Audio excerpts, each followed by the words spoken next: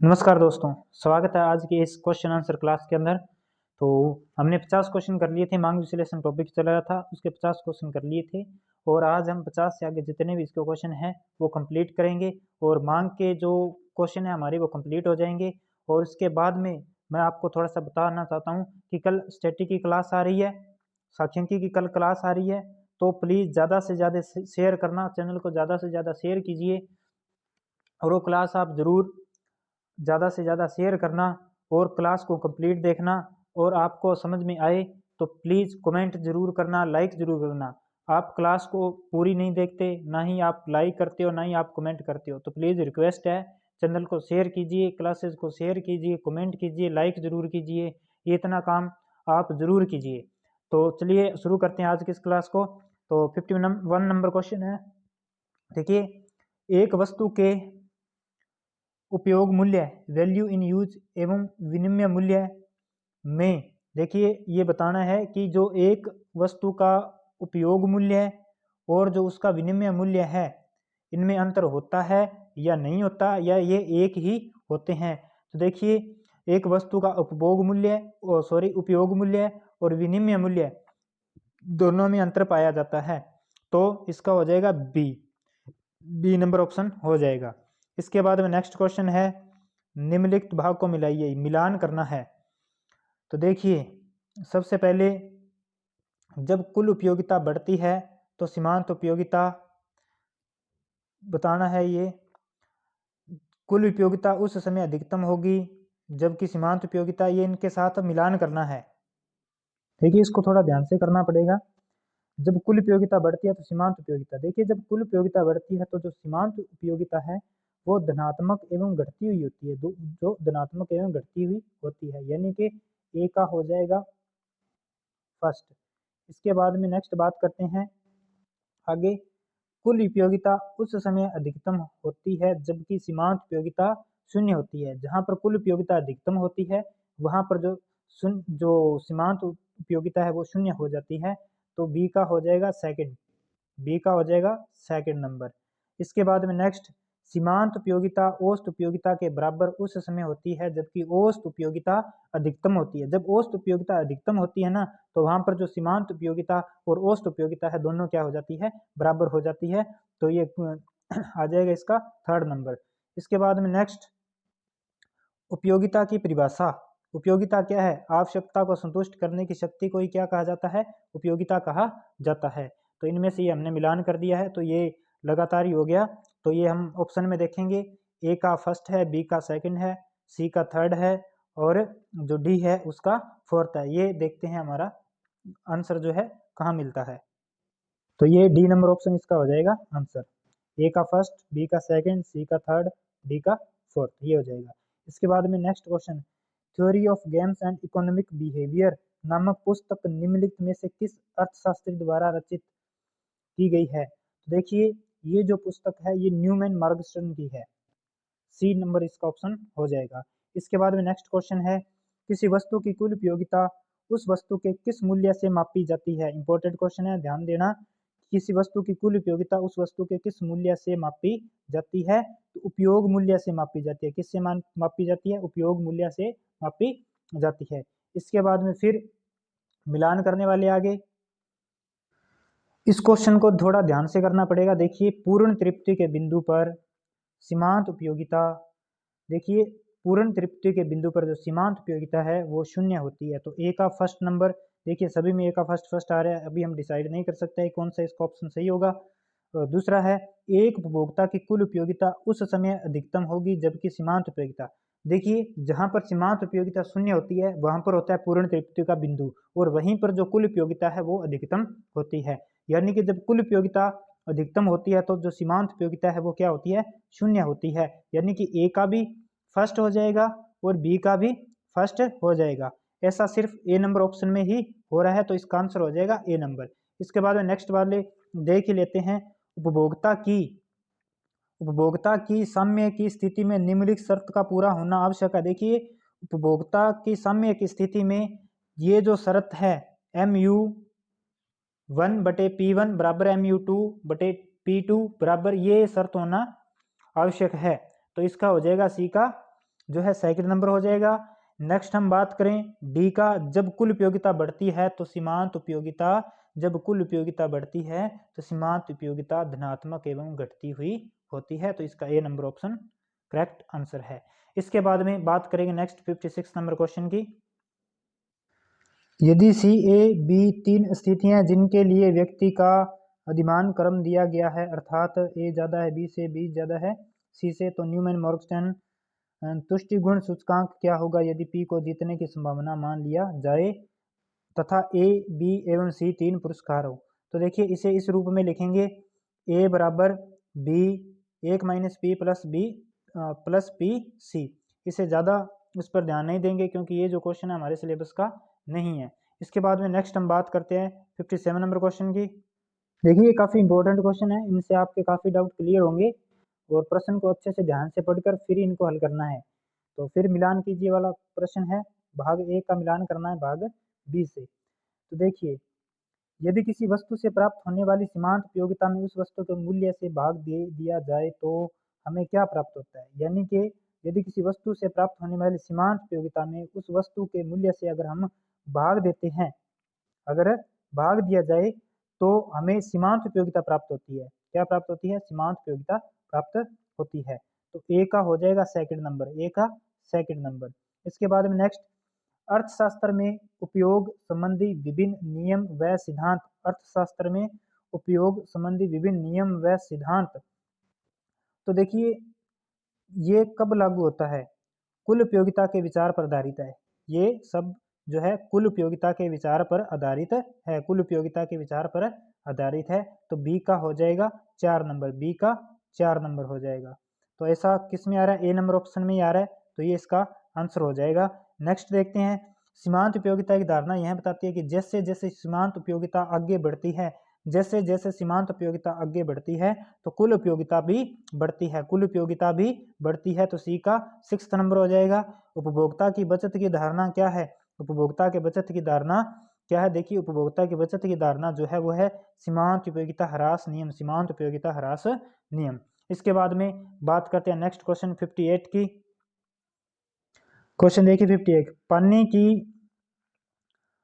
कुल उपयोगिता कम और सीमांत उपयोगिता अधिक होती है, कुल उपयोगिता अधिक और सीमांत उपयोगिता कम होती है, सीमांत उपयोगिता और कुल उपयोगिता दोनों अधिक होती हैं, सीमांत उपयोगिता और कुल उपयोगिता दोनों कम होती है। तो देखिए जो पानी की जो है कुल उपयोगिता तो अधिक होती है लेकिन उसकी जो सीमांत उपयोगिता है वो कम होती है। तो इसका बी नंबर ऑप्शन आंसर हो जाएगा।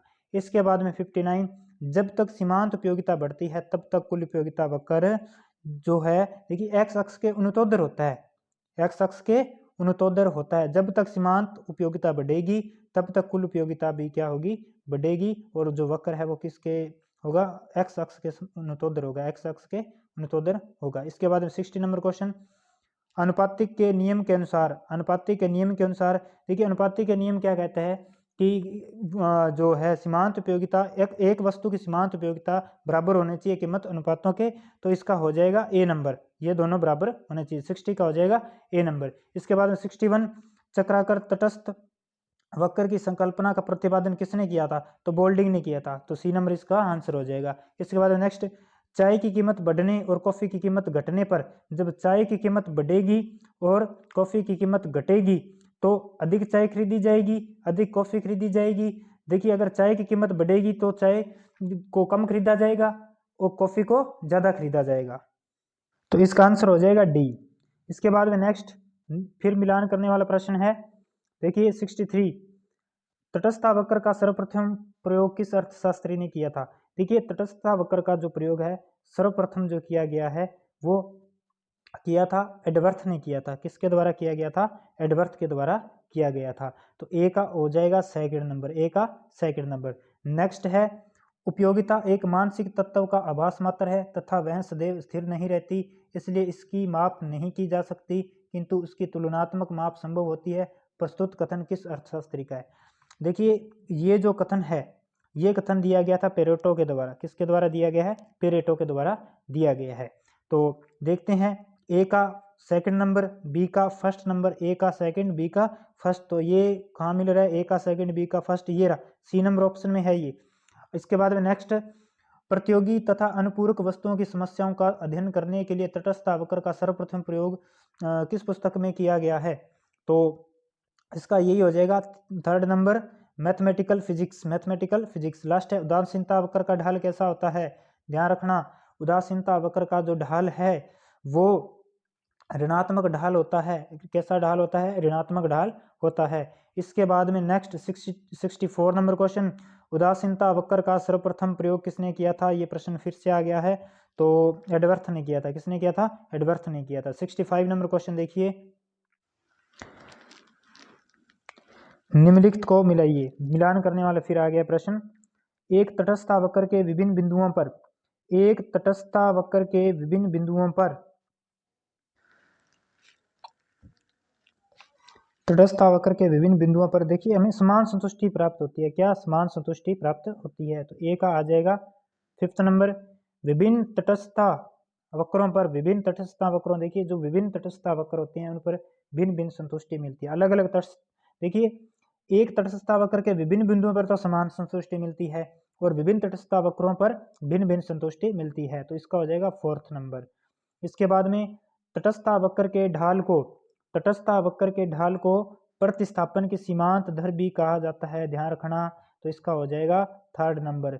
इसके बाद में नेक्स्ट बात करते हैं, तटस्थ वक्र का ढाल सदैव ऋणात्मक होता है। तटस्थ वक्र का ढाल सदैव ऋणात्मक होता है। इसके बाद में बात करते हैं नेक्स्ट क्वेश्चन 66 की। 66 नंबर, एक्स की वाई के लिए प्रतिस्थापन की दर MRS XY क्या होगी? तो देखिए एक्स की वाई के लिए प्रतिस्थापन की सीमांत दर जो है वाई की वह मात्रा जिसका एक्स की प्रत्येक अतिरिक्त इकाई को प्राप्त करने के लिए उपभोक्ता त्याग करने को तत्पर रहता है। तो इसका हो जाएगा ए नंबर ऑप्शन। नेक्स्ट क्वेश्चन, पूर्ण प्रतिस्थापन वस्तुओं की स्थिति में देखिए तटस्थ वक्र एक अनिवार्य शर्त है, तटस्थ वक्र एक महत्वपूर्ण मान्यता है, तटस्थ वक्र एक अपवाद है। तो जो पूर्ण प्रतिस्थापन वस्तुओं की स्थिति होती है उसमें जो है तटस्थ वक्र एक अपवाद माना जाता है। इसके बाद नेक्स्ट क्वेश्चन, ज्यों-ज्यों उपभोक्ता बाएं से दाएं तटस्थ वक्र पर जाता है त्यों-त्यों प्रत्येक अगले संयोग के लिए प्रतिस्थापन की सीमांत दर जो है वो घटती जाती है। सीमांत दर घटती जाएगी। जैसे जैसे एक तटस्थ वक्र उपभोक्ता आगे बढ़ता जाएगा तो इसकी जो प्रतिस्थापन की सीमांत दर है वो घटती जाएगी। यदि x तथा y दो वस्तुएं हो तथा उनके विभिन्न संयोगों से प्राप्त कुल संतुष्टि z को प्रदर्शित करे तो निम्नलिखित में से कौन सा संयोग बिंदु उपभोक्ता पसंद करेगा? तो 69 का हो जाएगा। इसने दे रखा 5x + 12y = z, 4x + 7y = z। इनमें से कोई नहीं, इनमें से कोई नहीं। तो इसमें थोड़ा ऑप्शन भी क्लियर नहीं है, वैसे इनमें से कोई नहीं आएगा। इसके बाद में नेक्स्ट बात करते हैं 70 नंबर क्वेश्चन की। 70, जब x तथा y दो वस्तुओं को लेकर तटस्थ वक्र बनाया जाता है, तटस्थ वक्र के ढाल को निम्नलिखित सूत्र द्वारा व्यक्त किया जाता है। तो देखिए जब दो वस्तुओं को लेकर यहाँ पर मान लिया y वस्तु, यहाँ पर मान लिया x वस्तु और तटस्थ वक्र बनाया जाता है, तो जो सूत्र का प्रयोग किया जाता है वो इस सूत्र का प्रयोग किया जाता है, डेल्टा y बटे डेल्टा x बराबर MRS XY। तो इसका हो जाएगा बी नंबर। इसके बाद में 71 नंबर क्वेश्चन देखिए, दिए गए रेखा चित्र में ए उपभोक्ता द्वारा खरीदी गई दो वस्तुओं x और y का सम्मिश्रण चित्रण करता है। जब बजट रेखा P है और रेखा चित्र में B और C x और y दो वस्तुओं के अन्य सम्मिश्रण चित्रित करते हैं।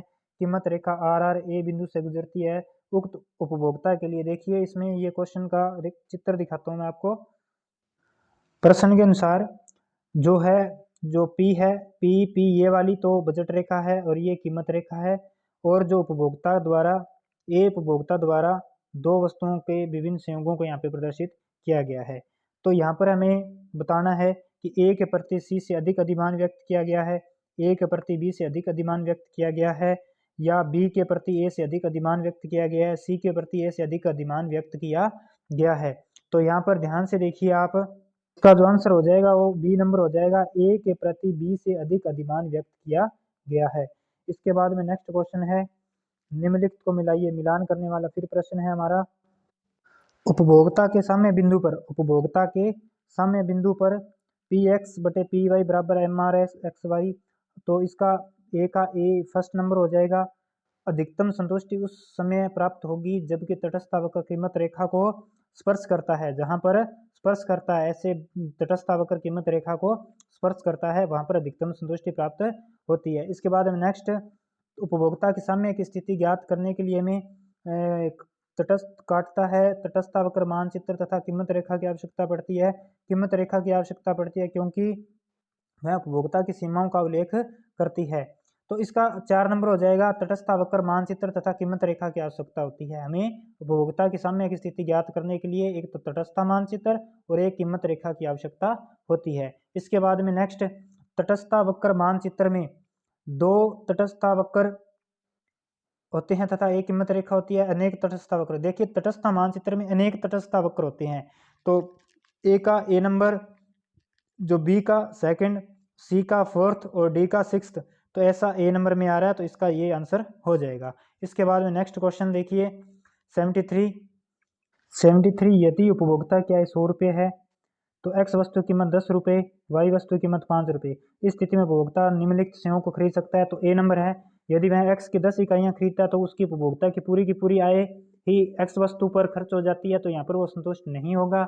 अगर वो वाई की 20 इकाइयाँ खरीदता है तो 20 × 5 यानी कि 100, तो यहाँ पर वो जो है वाई वस्तु की मात्रा तो खरीद पा रहा है, लेकिन वो एक्स वस्तु की मात्रा नहीं खरीद पा रहा है। इसके बाद में next option C number, x की 5 इकाइयाँ तथा वाई की 10 इकाइयाँ, अगर वो वाई की 10 इकाइयाँ खरीदता है तो जो वाई वस्तु की कीमत दी गई है, वाई वस्तु की जो कीमत दी गई है, तो वाई वस्तु की अगर हम कीमत देखें तो उसने 5 रुपये दी है, तो ये आ जाएगा 50, और एक्स की 5 इकाइयाँ खरीदे तो एक्स वस्तु की कीमत वाई की कीमत 5 रुपये दी है, वाई की कीमत 5 रुपये दी है, 10 इकाइयाँ तो 50, और एक्स की 5 इकाइयाँ, तो और एक्स वस्तु की कीमत दी गई है 10 रुपये। तो ऐसी स्थिति में जो है उपभोक्ता, तो इस स्थिति में देखिए वो यहाँ पर उसकी आय तो पूरी की पूरी खर्च हो रही है 100 रुपये, लेकिन यहाँ पर जो संतुष्टि है, उपभोक्ता को संतुष्टि जो है, संतुष्टि प्राप्त नहीं हो रही है, क्योंकि जो यहाँ पर वाई की अधिक मात्राएं, वाई वस्तु की अधिक मात्राएं हैं और एक्स वस्तु की कम मात्राएं हैं, तो यहाँ पर जो को डी नंबर हो जाएगा इसका, इनमें से कोई नहीं। इसके बाद में नेक्स्ट क्वेश्चन है 74, यदि किसी उपभोक्ता के लिए किसी वस्तु से मिलने वाली संतुष्टि एक सीमा के बाद ऋणात्मक हो जाए, इसके कारण उसकी कुल संतुष्टि में जो कमी होती है उसकी क्षति पूर्ति करने के लिए वह दूसरी वस्तु की मात्रा बढ़ाए, तो तटस्थ वक्र जो है वो गोलाकार हो जाएगा। तटस्थ वक्र क्या हो जाएगा? गोलाकार हो जाएगा। तटस्थ वक्र गोलाकार हो जाएगा। इसके बाद नेक्स्ट 75 नंबर क्वेश्चन, रेखा चित्र का अध्ययन करके भाग ए में दिए हुए प्रश्नों का उत्तर भाग बी से मिलाइए तथा संभावित उत्तरों ए, बी, सी या डी में से किसी एक का हल का चुनाव कीजिए। भाग ए का मिलान करना है भाग बी के साथ। तो देखिए, एक्स एवं वाई वस्तुओं के उन संयोगों को बताइए, वस्तु एक्स तथा वाई वस्तु उनके संयोगों को बताइए जिन्हें उपभोक्ता अपनी सीमित आय में रहकर खरीद सके। तो ए का जो हमारा हो जाएगा, बताना है हमें इनमें से NEBA। तो सबसे पहले जो है एक्स और वाई जो वस्तुओं के संयोग है, हमें देखना पड़ेगा सबसे पहले वो किन किन संयोगों को प्राप्त कर सकता है। देखिए, एक तो N को प्राप्त कर सकता है वो, और E को प्राप्त कर सकता है, और B को प्राप्त कर सकता है, ए को प्राप्त कर सकता है, एम को, यानी कि जो इस बजट रेखा पर जो जो बिंदु है उनको वो प्राप्त कर सकता है। तो ये A, B, E, N, M किस में आ रहा है? एक नंबर में आ रहा है, तो ए का हो जाएगा फर्स्ट नंबर, ए का फर्स्ट नंबर हो जाएगा। इसके बाद में नेक्स्ट है बी नंबर, एक्स एवं वाई वस्तुओं के उन संयोगों को बताइए जिन्हें उपभोक्ता खरीद सकता है परंतु अपनी उद्देश्यों की प्राप्ति के लिए खरीदना उपयुक्त नहीं समझता। उपभोक्ता खरीद तो सकता है लेकिन वो इन्हें उपयुक्त नहीं समझता। तो ऐसे में देखिए, तो ऐसे जो संयोग होंगे वो M, A, B, N होंगे, क्योंकि अगर वो यहाँ पर N पॉइंट लेता है तो यहाँ पर उसे जो Y की 0 मात्राएं इकाइयाँ मिलेंगी, अगर M पॉइंट पर आए तो यहाँ पर उसे X की 0 इकाइयाँ मिलेंगी। इस प्रकार A पर जो है A का अगर हम लें तो यहाँ पर उसे Y की अधिक मात्राएं प्राप्त हो रही है और X की मात्राएं कम प्राप्त हो रही है। इस प्रकार जो MABN है ये इसके वो संयोग है जो अपने उद्देश्य की प्राप्ति के लिए खरीदना उपयुक्त नहीं समझेगा। तो बी का हो जाएगा 3 नंबर, बी का 3rd नंबर हो जाएगा। तो ऐसा ऑप्शन है, ए का जो 1st नंबर है और बी का 3rd नंबर। तो इसमें डी नंबर आ रहा है हमारा सिर्फ, ठीक है, तो ये इसका आंसर हो जाएगा। आगे नेक्स्ट देखिए सी नंबर, एक्स तथा वाई वस्तु के उन संयोगों को बताइए जिसे भोक्ता अपनी सीमाओं में रहते हुए नहीं खरीद सकता, जो अपनी सीमाओं में रहते हुए नहीं खरीद सकता। तो ऐसा केवल डी ही है, केवल डी, तो इसका हो जाएगा डी। इसके बाद में नेक्स्ट, यदि उपभोक्ता वाई वस्तु को नहीं खरीद कर केवल एक्स वस्तु पर ही अपनी समस्त आय व्यय करता है तो वह कीमत रेखा के किस बिंदु पर होगा? तो नेक्स्ट एक ही बचा है, एन बिंदु पर। किस बिंदु पर होगा? एन बिंदु पर होगा। इसके बाद में बात करते हैं अपने नेक्स्ट क्वेश्चन की, 76 नंबर क्वेश्चन। आय प्रभाव मांग के उस परिवर्तन को कहा जाता है जो पूर्णतः आय के परिवर्तन के परिणाम स्वरूप उत्पन्न होता है, जो पूर्णतः कीमत में परिवर्तन के परिणाम स्वरूप उत्पन्न होता है। इसका सी नंबर ऑप्शन, जो पूर्णतः आय के परिवर्तन के परिणाम स्वरूप उत्पन्न होता है जबकि वस्तुओं की कीमतें स्थिर रहती है। तो इसका ये सी नंबर ऑप्शन हो जाएगा आय प्रभाव में। इसके बाद में 77 नंबर, जब कीमत उपभोग वक्र का ढाल ऋणात्मक होता है तो वह एक्स तथा वाई वस्तुओं की, देखिए, प्रतिस्थापनता को भी बताता है, वस्तुओं की धनात्मक मांग की प्रतिलोध को भी बताता है। तो इसका ये हो जाएगा सी नंबर, ए और बी दोनों हो जाएंगे इसके। इसके बाद में नेक्स्ट 78, कीमत प्रभाव को निम्नलिखित सूत्र द्वारा, देखिए कीमत प्रभाव जो है वो प्रतिस्थापन प्रभाव और आय प्रभाव का सम्मिलित रूप है, तो इसका ए नंबर हो जाएगा। नेक्स्ट 79, कीमत उपभोक्ता वक्र का ऋणात्मक ढाल एक्स तथा वाई वस्तुओं की स्थानापन्नता को प्रदर्शित करता है। किसे प्रदर्शित करता है? प्रतिस्थानापन्नता को प्रदर्शित करता है। इसके बाद में 80 नंबर क्वेश्चन, एंजिल वक्र आय में परिवर्तन का केवल एक ही वस्तु की मात्रा पर प्रभाव दर्शाती है, जबकि आय उपभोग वक्र आय में परिवर्तन का एक्स तथा वाई वस्तु दोनों ही वस्तुओं की मात्रा पर प्रभाव को दर्शाता है। तो यह बात इसकी बिल्कुल सही है, ये क्वेश्चन पहले भी आ गया। एंजिल जो वक्र है वो एक वस्तु पर प्रभाव को दर्शाती है और जो आय उपभोग वक्र है वो दो वस्तुओं के मात्रा पर प्रभाव को दर्शाती है। इसके बाद में बात करते हैं नेक्स्ट 81 नंबर क्वेश्चन। 81, जब आय उपभोग वक्र का ढाल धनात्मक होता है तो जो एक्स तथा वाई दोनों वस्तुएं श्रेष्ठ होती हैं। जब ढाल धनात्मक होता है तो एक्स तथा वाई दोनों वस्तुएं श्रेष्ठ होती हैं। इसके बाद में 82 नंबर, निम्न वस्तु के लिए मांग के नियम की क्रियाशीलता का क्या कारण है? ऋणात्मक आय प्रभाव कमजोर होता है और प्रतिस्थापन प्रभाव से प्रतिस्थापन, तो ये इसका जो है 82 का यही हो जाएगा, जो ऋणात्मक आय प्रभाव कमजोर होता है किससे? प्रतिस्थापन प्रभाव से। इसके बाद में बात करते हैं नेक्स्ट 83 नंबर क्वेश्चन। देखिए 83 नंबर क्वेश्चन, गिफिन वस्तु में ऋणात्मक आय प्रभाव कमजोर होता है प्रतिस्थापन प्रभाव से, धनात्मक आय प्रभाव कमजोर होता है प्रतिस्थापन प्रभाव से, ऋणात्मक आय प्रभाव बलशाली होता है प्रतिस्थापन प्रभाव से। तो इसी नंबर इसका आंसर हो जाएगा। गिफिन वस्तु में क्या होता है? ऋणात्मक आय प्रभाव अधिक क्रियाशील होता है प्रतिस्थापन प्रभाव से। इसके बाद में 84 नंबर क्वेश्चन, उपभोक्ता व्यवहार सिद्धांत में निश्चितता की दशाओं के अंतर्गत चयन के साथ निम्नलिखित में किनका ताल्लुक है? निम्नलिखित में किनका ताल्लुक है? देखिए, एक नंबर व्यक्ति अधिमान उपागम, मार्शल का गणनाकी उपागम, हिक्स एलन का अनादिमान वक्र उपागम। तो आगे दिए गए कूट की सहायता से उत्तर का चयन कीजिए। तो ये जो तीनों ही है, 1 नंबर 2 नंबर और 3 नंबर, ये तीनों ही है इसका आंसर, तो सी नंबर हो जाएगा। इसके बाद 85, निम्नलिखित में कौन सा कथन जे.आर. हिक्स के मांग के अनुमान वक्र विश्लेषण को सही तौर पर प्रतिबिंबित करता है? मार्शल की पद्धति के साथ पेरेटो का सिद्धांत, पेरेटो की पद्धति के साथ पेरेटो का सिद्धांत, पेरेटो की पद्धति के साथ मार्शल का सिद्धांत, मार्शल की पद्धति के साथ मार्शल का सिद्धांत। तो इसका जो करेक्ट आंसर हो जाएगा पेरेटो की पद्धति के साथ मार्शल का सिद्धांत। देखिए, ये जो क्वेश्चन है मैं आपको विस्तार पूर्वक नहीं समझा रहा, जो क्वेश्चन मुझे लगता है थोड़ा बहुत बताने के लिए वो मैं आपको बताता हूँ, क्योंकि इन पर मैंने ऑलरेडी क्लास बना चुका हूँ। आप पहले क्लास देखिए, फिर इस क्लास को लगाइए, आपको अच्छे से समझ में आएंगे। और चैनल को सब्सक्राइब कर लीजिएगा। संडे को स्टैटिस्टिक्स की क्लास आ रही है, तो ज़्यादा से ज़्यादा चैनल को शेयर कर दीजिए, सब्सक्राइब कर दीजिए, लाइक ज़रूर कीजिए, कमेंट ज़रूर कीजिए और PDF के लिए मेरे टेलीग्राम चैनल को ज्वाइन कीजिए। मिलते हैं नेक्स्ट क्लास में। Thank you.